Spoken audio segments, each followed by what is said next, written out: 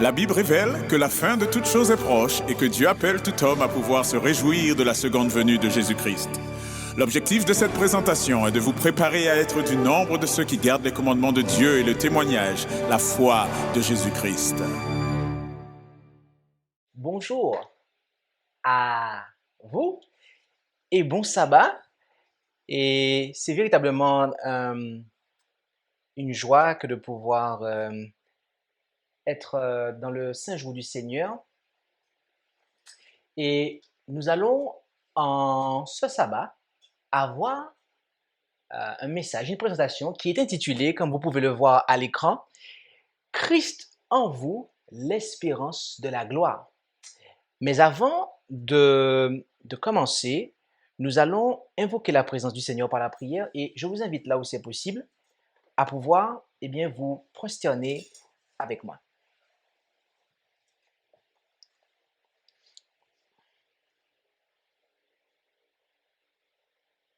Notre Dieu, notre Père céleste, nous voulons te remercier pour ce doux privilège qu'est le nôtre de pouvoir nous présenter devant ta face en cet instant. Et nous sommes reconnaissants de notre indignité. Et c'est pour cela que nous nous approchons de toi avec assurance dans le nom de Jésus, pour recevoir le pardon et la purification de nos péchés. Et Père, nous avons besoin que tu nous instruises. Nous avons besoin que tu nous conduises. Et c'est pour cela que nous te demandons de manifester ta gloire en cet instant. Que ton serviteur soit véritablement ton serviteur pour dispenser le message que tu as pour ton peuple et que ton peuple soit attentif, vigilant, de manière à pouvoir recevoir les paroles que tu as destinées à pouvoir nous sanctifier. Que ta volonté seule soit faite. C'est en Jésus que nous t'en prions, Père. Amen.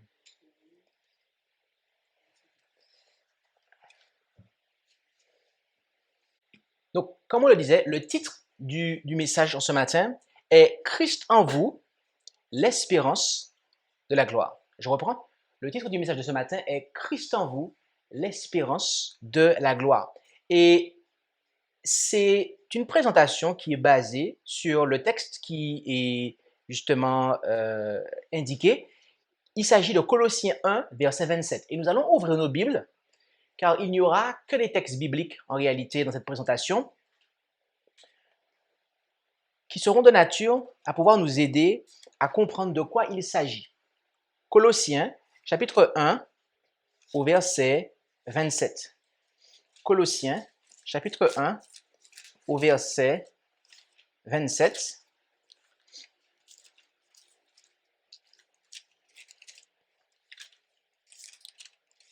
Et là, nous lisons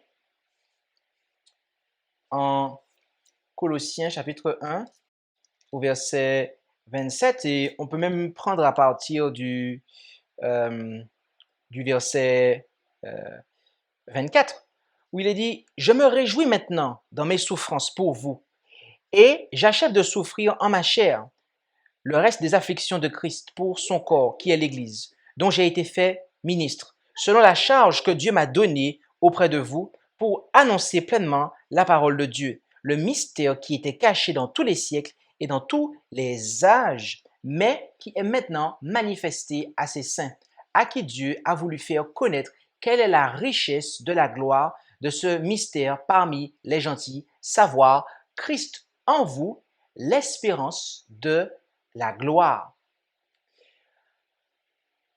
La plupart de ceux qui se disent être chrétiens pensent que l'œuvre du Christ en faveur de l'humanité consista uniquement à venir sur terre pour vivre une vie parfaite, mourir à notre place, avant de pouvoir remonter au ciel pour intercéder auprès du Père en notre faveur afin que nous soyons pardonnés.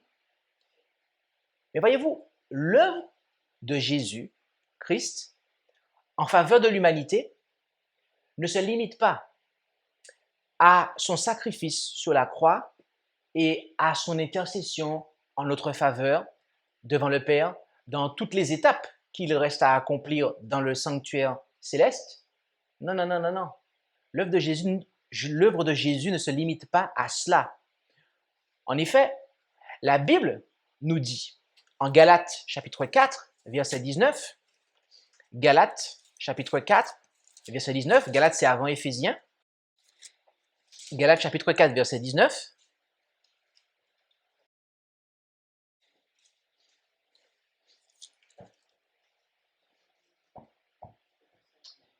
il est dit, mes petits enfants, pour qui je sens de nouveau les douleurs de l'enfantement, jusqu'à ce que Christ soit formé en vous. Ok? Donc, Paul exprimait aux croyants de Galatie que, eh bien, il aspirait à voir, en fait, Christ être formé en eux. D'accord?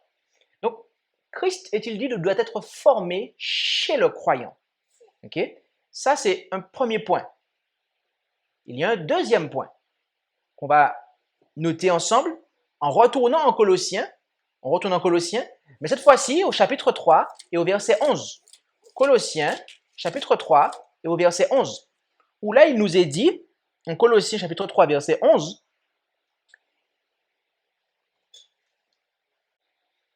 ici, il n'y a ni grec, ni juif, ni circoncis, ni incirconcis, ni barbare, ni scythe, ni esclave, ni libre, mais Christ est tout en tous. D'accord? Donc, dans le premier passage, on nous parlait de Christ qui est formé, que Christ soit formé en vous, et là on nous dit qu'il est tout en tous. Ok? Christ est tout en tous. Donc, il est manifeste que il y a une œuvre en fait. Il y a une œuvre que Jésus, bien qu'il soit au ciel, il y a une œuvre qu'il doit accomplir pendant ce temps-là, au même moment, sur la terre. Ok? De quoi s'agit-il? De quoi s'agit-il en fait? Lorsque Paul dit Christ en vous, Christ en vous, lorsque, eh bien, et de sorte que Christ soit formé en nous et que aussi il soit en nous. Ok? On va voir tout d'abord qu'il y a notre communion avec le Christ. Rendons-nous en Jean, l'évangile selon Jean, chapitre 15. L'évangile selon Jean, chapitre 15, versets 1 à 5. Évangile selon Jean, chapitre 15, versets 1 à 5, où nous lisons « Je suis le vrai cep, et mon Père est le vigneron. Il retranche tout sarment en moi, qui ne porte point de fruit, et il émonte tout sarment qui porte du fruit, afin qu'il porte encore plus de fruits. Vous êtes déjà nets à cause de la parole que je vous ai annoncée. Demeurez en moi, et moi, je demeurerai en vous. Comme le sarment ne peut porter du fruit de lui-même s'il ne demeure au cep, vous non plus, si vous ne demeurez en moi. Je suis le cep, et vous les sarments, devrais-je dire. Celui qui demeure en moi et en qui je demeure porte beaucoup de fruits, car sans moi, vous ne pouvez rien faire. Voyez-vous, Jésus prend l'illustration. Il prend comme illustration, eh bien, la vigne. Ok? Il prend une image que l'on trouve dans la nature pour nous faire comprendre qu'un lien vivant et permanent avec lui est essentiel pour que nous puissions croître et être féconds, c'est-à-dire porter du fruit.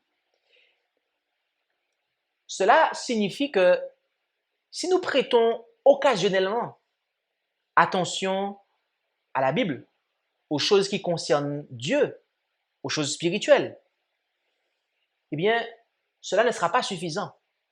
On ne pourra pas croître ainsi. Pas plus que si on surfe sur une vague de ferveur religieuse un jour. Vous voyez de quoi je veux parler? Des fois, il y a un jour, on est zélé pour Dieu. On a envie d'aller évangéliser le quartier. On se sent zélé, on a envie de tout donner. Et puis le lendemain, il n'y a plus rien. Non, c'est pas ça. Ce n'est pas ça la communion avec Christ. C'est être zélé dans une ferveur et puis le lendemain, on retombe dans une période d'abandon. Cela ne favorise pas notre croissance spirituelle. D'accord? Demeurer en Christ signifie que l'âme doit être en communion quotidienne et constante avec Jésus et vivre de sa vie. OK? Car il n'est pas possible qu'un sarment dépende d'un autre pour sa vitalité. Et il n'est pas non plus possible qu'un sarment puisse croître s'il est connecté à la vigne qu'une heure par jour. Vous voyez? Est-ce que des branches peuvent porter du fruit si elles ne sont connectées au tronc de l'arbre qu'une heure par jour? Non, elles sont constamment en fait. Elles sont constamment branchées en fait. Et c'est d'où l'expression branché. Okay? On est branché. La branche, c'est de cela qu'on tire notre expression branché. Branche ton appareil. Eh bien, c'est pour dire qu'il faut qu'il fasse la prolongation, ok, avec la prise électrique pour que le courant puisse passer en fait. Eh bien, c'est ça. Mais ce n'est pas dans le sens de l'électricité, mais c'est dans le sens de la naturelle. La branche, ok, elle doit être constamment liée au tronc pour pouvoir porter du fruit. D'accord? Chacun doit maintenir sa propre relation personnelle avec, avec Christ de manière à pouvoir porter du fruit. Et ainsi, nous devons être en Christ et c'est ainsi que Christ sera en nous. C'est ainsi que Christ sera en nous. Nous allons aller de l'avant et voir la vie du Christ en nous. Il y a une autre illustration à cela qui se trouve dans le même livre, mais cette fois-ci au chapitre 6, Jean, chapitre 6, du verset 53 au verset 56. Jean, chapitre 6, du verset 53 au verset 56. Et là, nous lisons Jean chapitre 6, verset 53 au verset 56. Jésus leur dit, en vérité, je vous le dis, si vous ne mangez la chair du Fils de l'homme et si vous ne buvez son sang, vous n'aurez point la vie en vous-même. Celui qui mange ma chair et qui boit mon sang a la vie éternelle, et je le ressusciterai au dernier jour, car ma chair est véritablement une nourriture et mon sang est véritablement un breuvage. Celui qui mange ma chair et qui boit mon sang demeure en moi et moi en lui, déclara Jésus. Cette déclaration peut peut-être choquer certains d'entre vous, puisque Jésus déclara qu'il faut boire son sang et manger sa chair. Et je pense que vous, pour certains d'entre vous, vous devez être tout autant choqués que ne l'étaient ceux qui ont écouté Jésus à ce moment-là. D'accord? Car il nous faut savoir quelque chose. La loi, en fait, à savoir, lorsqu'on considère les écrits de Moïse, il était interdit, en fait, de consommer la chair avec le sang. D'accord? Il était interdit de consommer la chair avec le sang. Et quand on regarde, en fait, par exemple, en Genèse 9, verset 4 et Deutéronome 12, verset 16, et très précisément Genèse 9, verset 4, on se rend compte que c'est parce que la vie est dans le sang. La vie se trouve dans le sang. C'est pour cela qu'ils n'avaient pas l'autorisation de manger la chair avec le sang. Et donc, si les Juifs qui écoutaient Jésus à ce moment-là s'étaient rappelés de ça, s'ils s'étaient rappelés qu'il ne devait pas manger la chair avec son sang parce que le sang contient la vie, eh bien, ils auraient compris en fait ce que Jésus voulait dire. Ils auraient compris que ce qu'il signifiait par là, c'était que nous devons nous approprier sa vie. Nous devons nous approprier sa vie. Et de quelle manière? De quelle manière devons-nous nous approprier la vie de Jésus? Eh bien, c'est notamment par la foi. Et très précisément, en vivant par sa foi. D'accord? Rendons-nous en Galates, chapitre 2, verset 20. Et si vous avez l'occasion, je vous inviterai à pouvoir regarder dans une King James Version où récemment, il y a une Bible qui a été publiée et c'est la Bible Osterwald 2018, d'accord? Donc, je fais une annonce ici, peut-être que certains d'entre vous ne la connaissent pas, mais c'est une révision en fait de la Osterwald 1996 et 2008, d'accord? Si vous tapez justement Osterwald 2018 sur Google, vous allez la trouver. Vous pouvez vous la procurer en format numérique, au format papier aussi. Et dans cette Bible, en fait, ils retranscrivent, d'ailleurs c'est une Bible qui est encore plus proche du texte original que ne l'est la Osterwald que nous utilisons à l'heure actuelle, puisqu'elle a été justement révisée pour s'approcher encore plus près du texte original. Et dans cette version-là, qui est de la même trempe que la King James, il est dit « Je suis crucifié avec Christ, néanmoins, je vis. Cependant, pas moi, mais Christ vit en moi.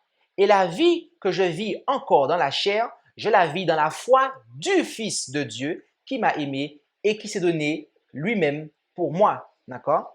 Donc, certaines versions comme la Louis II et la Osterwald par exemple, que j'ai là à présent, elle dit que je suis crucifié avec Christ et si je vis, ce n'est plus moi qui vis, mais c'est Christ qui vit en moi. Et si je vis encore dans la chair, je vis dans la foi au Fils de Dieu.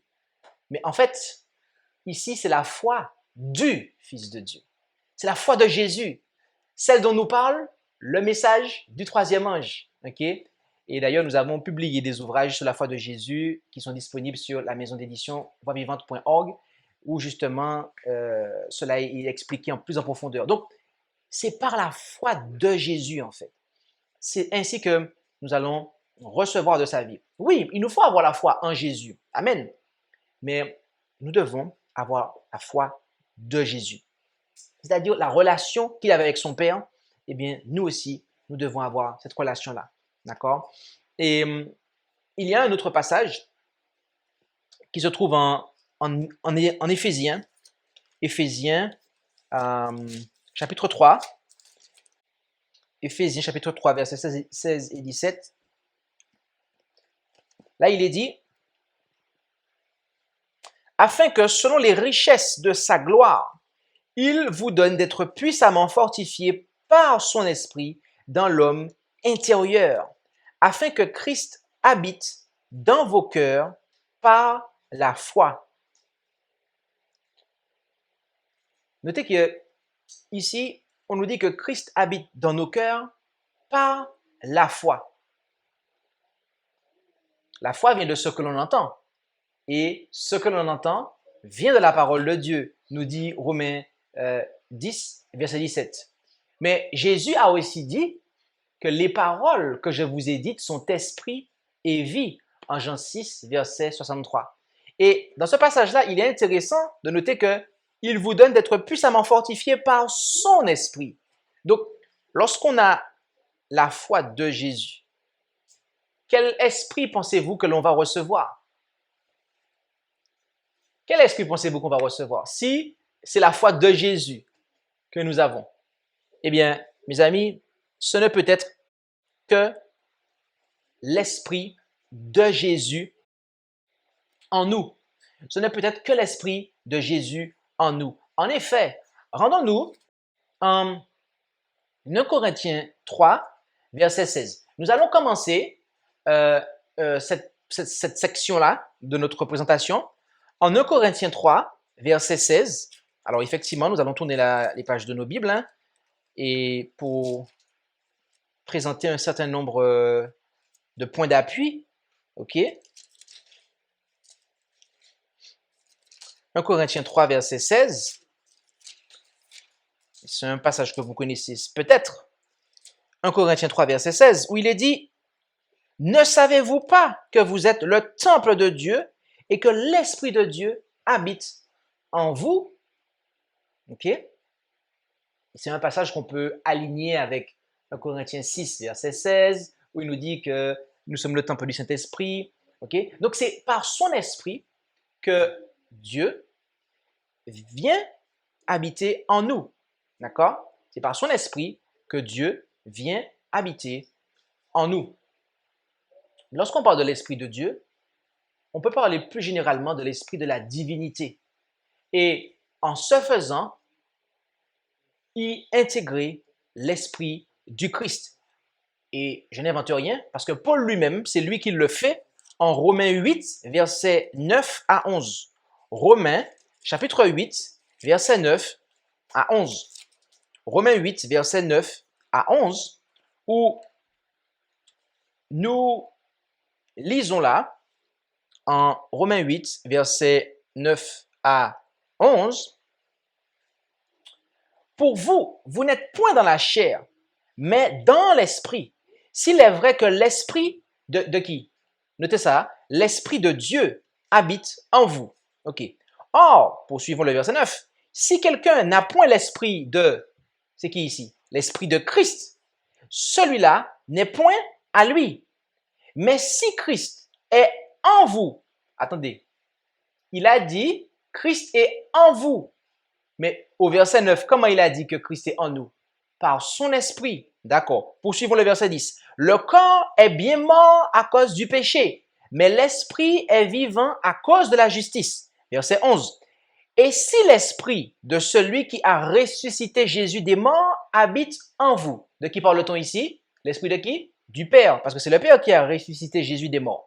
Poursuivons. Celui qui a ressuscité Christ d'entre les morts, donc toujours le Père, rendra aussi la vie à vos corps mortels par son esprit. L'esprit de qui? L'esprit du Père qui habite en vous. Avez-vous noté cette substitution que l'apôtre Paul fait? Il parle en fait du Saint-Esprit ici. OK? Et ici, il est en train de substituer, d'interchanger. Il emploie de manière interchangeable Esprit de Dieu, Esprit de Christ, etc. D'accord? Donc, nous avons déjà vu, et si ce n'est pas le cas pour vous, nous vous invitons à considérer l'une des présentations que nous avons déjà données par le passé, le ministère du Saint-Esprit, la troisième personne de la divinité, où nous expliquons justement que le Saint-Esprit est un ministère, une fonction qui est tantôt occupée par le Père, tantôt par le Fils. Par le Père lorsque le Fils était sur la terre, en chair, et par le Fils lorsque ce dernier est remonté au ciel. Et c'est pour cela que Christ, c'est bel et bien Christ qui vient en nous par son esprit. C'est bien pour cela et que nous pouvons dire que le consolateur est bel et bien le Christ. On va passer maintenant, on va se rendre en Jean 14, et on va clarifier quelques versets ici, d'accord? Car ces passages-là pourraient ne pas, ou tout du moins pourraient empêcher certains de comprendre ce que nous voulons dire. Jean 14, et on va commencer avec le verset 16. Il est dit, Jésus dit, « Et je prierai le Père qui vous donnera un autre consolateur pour demeurer éternellement avec vous. » Okay? Il nous faut savoir quelque chose, c'est que le mot consolateur ici, le mot qui est traduit par consolateur vient du grec parakletos, qui est traduit dans les évangiles de Jean par avocat. Donc, ils ont mis avocat dans les épîtres de Jean, dans les épîtres de Jean, mais ici dans l'évangile, c'est consolateur. Donc, c'est bien Jésus-Christ le consolateur. Mais il est dit un autre. Pourquoi un autre? Eh bien, il y a deux termes en fait. Dans le grec, pour autre, vous avez allos, qui signifie un autre d'une nature similaire, et vous avez hétéros, qui signifie un autre d'une nature différente. Or là, ce n'est pas hétéros, c'est allos. OK? Et si vous prenez, on vous sert un verre d'eau, là ici, j'ai une bouteille et j'ai un verre. Donc, je me sers de l'eau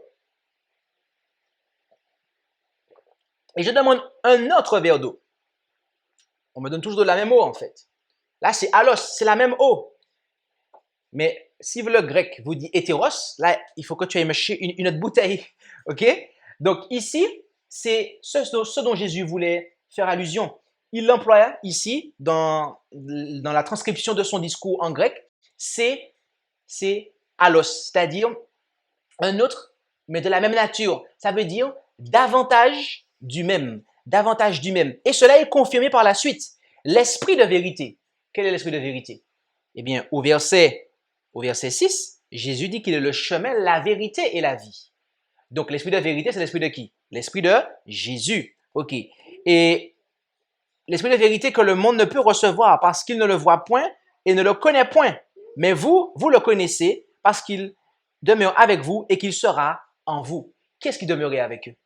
C'était Jésus. D'accord. Donc, c'est qui allait être en eux par son esprit? C'était Jésus. C'est Jésus. D'accord. Et c'est pour cela qu'il dit au verset 18, « Je ne vous laisserai point orphelin, je viens à vous. » Si vos parents vous disent « Je ne vous laisserai point orphelin », est-ce que c'est quelqu'un d'autre qui vont envoyer pour vous? Je veux dire, est-ce que c'est un autre individu? Non, ils vont revenir vous voir. D'accord? Eh bien, Jésus nous fait comprendre que c'est bel et bien lui en fait. Encore un peu de temps et le monde ne me verra plus, mais vous me verrez parce que je vis et que vous vivrez. Il vit et nous vivrons. Pourquoi? Parce qu'il vivra en nous. Il veut venir vivre en nous. Et au verset 23, Jésus dit, « Si quelqu'un m'aime, il gardera ma parole et mon Père l'aimera et nous viendrons à lui et nous ferons notre demeure chez lui. » C'est qui? De qui il parle? Il a dit, « Mon Père l'aimera, nous viendrons à lui et nous ferons notre demeure chez lui. » Le Père et le Fils. Donc, c'est bel et bien eux, en fait, qui peuvent, les seuls à pouvoir occuper le ministère du Saint-Esprit, à pouvoir remplir cette fonction. Et donc, tout ça pour dire que le consolateur, l'esprit de consolation que nous avons du moment que Jésus-Christ est remonté, c'est bel et bien celui de Jésus. Et c'est pour cela que l'apôtre Paul a pu conclure ce que nous lisons en Galates 4, verset 6. Galates, chapitre 4, verset 6. Prenez bien ce texte-là, mes amis, qui va venir couronner et parachever la pensée que nous voulons poser ici. Galates, chapitre 4, au verset 6. Il est dit, « Et parce que vous êtes fils, Dieu a envoyé dans vos cœurs l'esprit de son Fils, lequel crie Abba au Père. » Donc, parce qu'on est fils, qu'est-ce que Dieu a fait? Dieu a envoyé dans nos cœurs l'esprit de qui? L'esprit de qui? L'esprit de son Fils. Donc, c'est bel et bien l'esprit du Christ. C'est bel et bien l'esprit du Fils de Dieu. Donc, nous comprenons par là que Christ, en nous, l'espérance de la gloire, c'est bel et bien Christ qui vit en nous. De quelle manière? Est-ce de manière physique? Non. Mais par son esprit. Par son esprit. Et voyez-vous, lorsque Christ vit en nous par son esprit, du fait que nous soyons en communion avec lui, du fait que nous vivons de sa vie, du fait que nous exerçons sa foi, la foi de Jésus, que nous croyons en Jésus, mais que nous exerçons aussi la foi de Jésus, d'accord? Et que par son esprit, il vit en nous, ses paroles aussi sont en nous, eh bien, qu'est-ce qui se passe? Qu'est-ce qui se passe? Dites-moi. Oh, la Bible nous dit. Elle nous l'a dit en 1 Jean, chapitre 4, verset 4. 1 Jean, chapitre 4, verset 4. 1 Jean, chapitre 4, verset 4. Sa victoire devient la nôtre. 1 Jean 4, verset 4. Vous, petits enfants, vous êtes de Dieu et vous les avez vaincus parce que celui qui est en vous est plus grand que celui qui est dans le monde. Et de qui parle-t-on ici? Eh bien, lorsque vous lisez en fait le contexte, on nous parle des faux prophètes, des antichrists, de l'antichrist très précisément, ok? Donc, en fait, de tout ce qui s'oppose en fait à la sainte, pure et bonne doctrine, on nous dit que on peut vaincre cela. Et n'oubliez jamais que l'objectif, mes amis, d'un faux enseignement, c'est de nous conduire dans le péché. D'accord? L'objectif d'une fausse doctrine, eh bien, Satan est à l'origine de ça et c'est pour nous induire à ne pas obéir à Dieu, à ne pas faire la volonté de Dieu, donc à pécher. Donc, n'imaginez jamais qu'un faux enseignement, c'est quelque chose qui est inoffensif, que c'est pas si grave que ça si on n'est pas au clair sur tel ou tel point. Non, mes amis, car il y a un objectif. Les paroles que je vous ai dites sont esprit et vie. Donc, du moment qu'il y a d'autres paroles, des paroles qui ne sont pas en conformité avec la parole de Dieu, eh bien, il va y avoir une vie qui va découler de ça. Et ce ne sera pas la vie de Dieu, mes amis. Ce sera la vie du malin qui, au final, va nous influencer. C'est pour cela que si Christ vit en nous, véritablement, par son esprit, par sa parole, par sa foi, la foi qui vient de ce que l'on entend, et ce que l'on entend vient de la parole de Dieu, que nous nous y appuyons, que nous sommes en communion avec Dieu, que nous recevons la vie de Dieu, eh bien, nous serons en mesure, mes amis, de vaincre le péché, de vaincre ce monde et, par conséquent, de ne pas nous laisser séduire par les faux enseignements. Et Christ en nous, c'est aussi, eh bien, la possibilité de vivre l'unité qui existe, eh bien, au sein même de la divinité, d'avoir l'unité divine, l'authentique. Rendons-nous pour cela en Jean 17. Jean chapitre 17, versets 21 à 23, ainsi que 26. Jean chapitre 17, versets 21 à 23, ainsi que 26. Jean chapitre 17, versets 21 à 23, ainsi que le verset 26, où il nous est dit, « Afin que tous soient un, comme toi, ô Père, tu es en moi, et moi en toi, afin qu'ils soient aussi un en nous, pour que le monde croie que c'est toi qui m'as envoyé. Je leur ai donné la gloire que tu m'as donnée, afin qu'ils soient un, comme nous sommes un. Moi en eux et toi en moi, afin qu'ils soient parfaitement un, et que le monde connaisse que tu m'as envoyé et que tu les aimes comme tu m'as aimé. Verset 26. Et je leur ai fait connaître ton nom, et je leur ferai connaître, afin que l'amour dont tu m'as aimé soit en eux, et que moi-même, je sois en eux. Voyez-vous, lorsque nous considérons cette prière que Jésus a faite pour l'unité de son Église, de son peuple, de ses disciples, eh bien, la possibilité de l'exaucement de cette prière est que Jésus lui-même est en nous. Lui-même, rappelez-vous, pas en personne, pas Jésus-Christ en personne, c'est-à-dire avec son corps, sa chair littérale, mais par son esprit, par sa foi, par ses paroles, par la communion que nous avons avec lui. Ok? En d'autres termes, seul le Christ en moi peut s'unir au Christ chez les autres. C'est-à-dire, seul le Christ en moi pourra s'unir avec le Christ en toi, avec le Christ en toi aussi. Ok?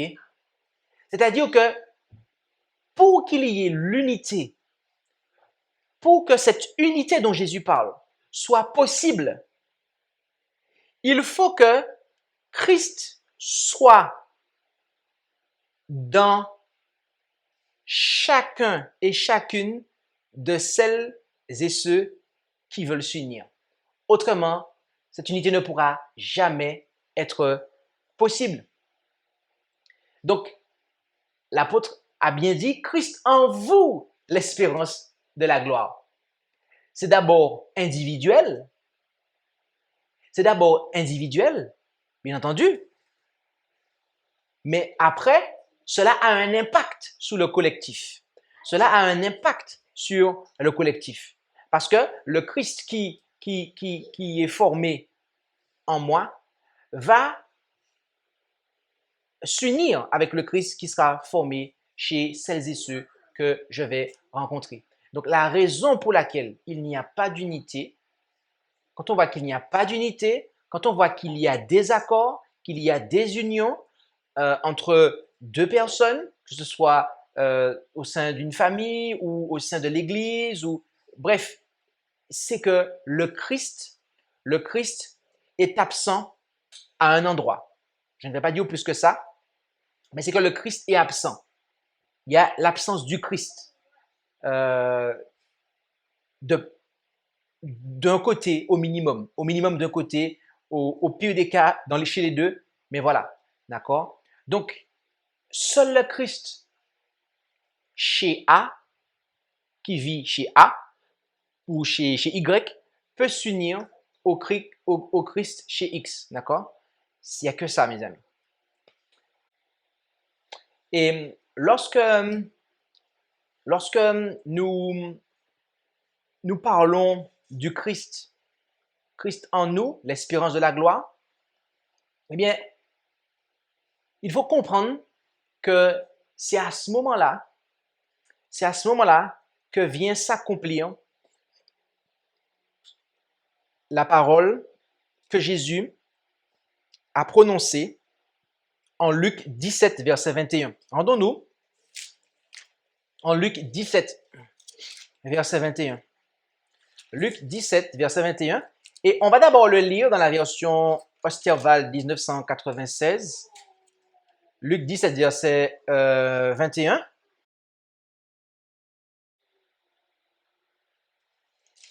C'est le règne ou le royaume de Dieu en nous. Luc 17, verset 21.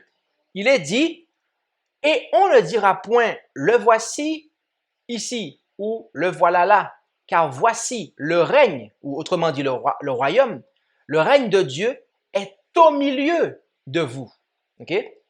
Et lorsque nous lisons maintenant dans la version Martin, qui est une autre Bible française traduite à partir du texte reçu, les textes originaux, eh bien, il est dit, le règne de Dieu est au-dedans de vous. Dans la King James, c'est within you. Okay? Donc, à l'intérieur de vous.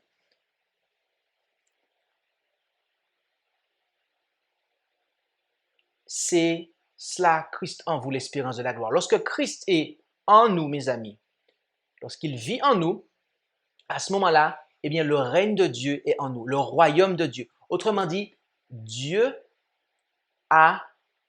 eh bien, c'est lui qui exerce son pouvoir, c'est lui qui règne dans notre cœur. On appelle cela le royaume de la grâce. Le royaume de la grâce. Et il nous faut d'abord devenir des citoyens du royaume de la grâce, tel que l'auteur de l'Épître aux Hébreux nous le dit. Rendons-nous avec assurance au trône de la grâce afin d'obtenir miséricorde et de trouver grâce. Donc, s'il dit au trône de la grâce, qui dit trône dit royaume, donc c'est le royaume de la grâce sur la terre. Lorsque Christ est en nous, ça c'est le royaume de la grâce.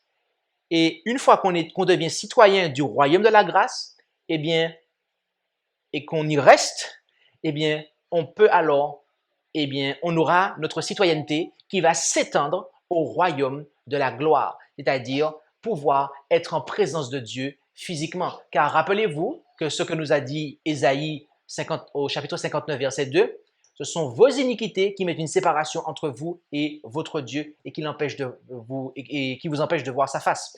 Donc c'est le péché en fait qui a en fait, je dirais, exclu l'humanité du royaume de la gloire, qui a empêché à l'humanité, arrivé à un certain moment de notre histoire, lorsque nos premiers parents ont désobéi, eh bien, l'humanité a été exclue du royaume de la gloire. C'est-à-dire, ils ne pouvaient plus voir la gloire de Dieu de manière physique. Mais le royaume de la grâce a justement leur a été proposé de manière à pouvoir, eh bien, s'ils y entrent, eh bien, rejoindre à nouveau le royaume de la gloire. Donc, c'est Christ en nous. Lorsque Christ est en nous, eh bien, Dieu règne en nous, le royaume de Dieu est en nous. Et à ce moment-là, et on va s'approcher de la conclusion, eh bien, on a 2 Pierre 1, verset 4, qui rentre en compte. 2 Pierre 1, verset 4. 2 Pierre 1, verset 4. C'est notre avant-dernier texte. 2 Pierre 1, verset 4. 2 Pierre 1, verset 4. Là, il est dit, en 2 Pierre 1, verset 4, par lesquels, donc,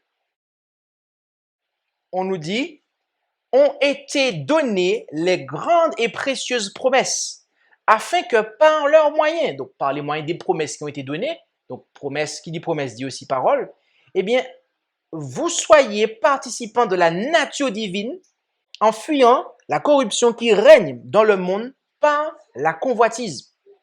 Donc, notez que ici, on nous dit que la corruption règne dans le monde par la convoitise. Mais lorsque nous laissons Christ vivre en nous, le royaume de Dieu est en nous, établi en nous. Dieu règne en nous. Et est-ce que à ce moment-là, la convoitise est toujours là, est toujours présente? Non. Donc, l'objectif en fait du règne de Dieu en nous, l'objectif qu'il y a, la conséquence qu'il y a à ce que Christ, eh bien, fasse sa demeure en nous et que nous restons attachés à lui, l'objectif que Christ soit en nous, eh bien, c'est que nous devenons participants de la nature divine. Autrement dit, eh bien, la vie de Dieu, eh bien, est devenue et devient notre vie. D'accord? Nous vivons la vie de Dieu. En conclusion, que pouvons-nous dire à cela? Que pouvons-nous dire pour conclure? Je pense que les paroles de Jésus sont la meilleure conclusion que nous pouvons apporter. Rendons-nous en Apocalypse 3 et au verset 20, à la fin du message à l'église de Laodicée, le Seigneur dit, « Voici, je me tiens à la porte et je frappe. Si quelqu'un entend ma voix et m'ouvre la porte, j'entrerai chez lui et je souperai avec lui et lui avec moi. » Bien-aimés, Jésus se tient à la porte de notre cœur. Chacun de notre cœur. Jésus se tient à la porte et il frappe. Il fait entendre sa voix, autrement dit. Et il nous dit que si nous lui ouvrons,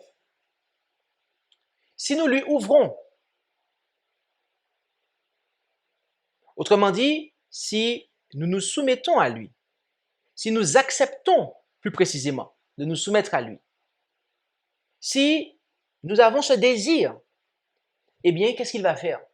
Il va entrer dans notre cœur et il va souper avec nous et nous avec lui. Ça veut dire que on va pouvoir, eh bien, communier, échanger et il va vivre en nous. Voilà, mes amis, Christ en vous, l'espérance de la gloire. La prière que je peux formuler et que je formule pour moi, mais également pour vous, c'est que nous puissions répondre à l'appel que Jésus nous lance. Car le Seigneur n'est pas tellement éloigné que cela. Il est vrai que physiquement, il est dans le lieu très saint du sanctuaire céleste avec son Père, mais par son esprit.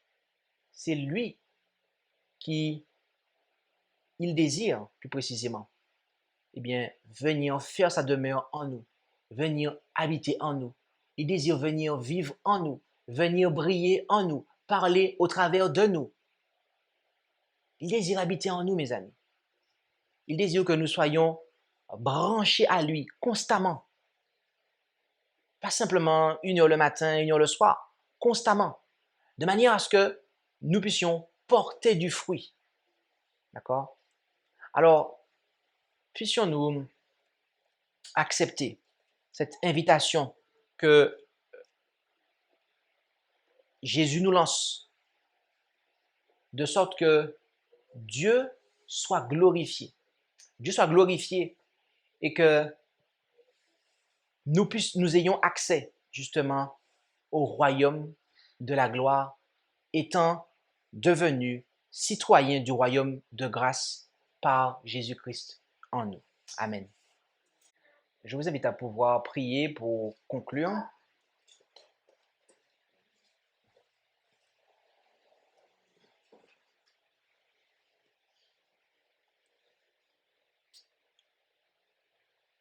Notre Dieu, notre Père céleste, nous voulons te remercier pour ce doux privilège que tu nous as accordé de pouvoir lire ta parole et de la considérer, de manière à pouvoir comprendre ce que signifie Christ en nous, de quelle manière Christ vit en nous et désire vivre en nous, et ce qu'il désire y accomplir.